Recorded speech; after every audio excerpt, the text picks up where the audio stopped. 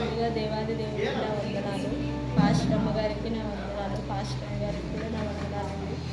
ఈ అవకాశం ఇచ్చినటువంటి దేవాది దేవుడికి నా వందనాలు.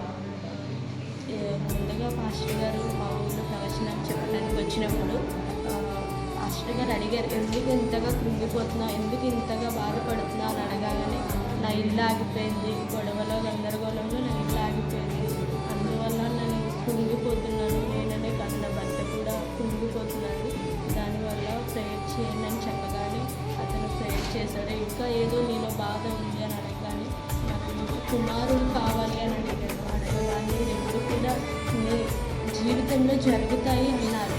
అలానే నా జీవితంలో 2023లో నాకు కుమారుడు పుట్టాడు.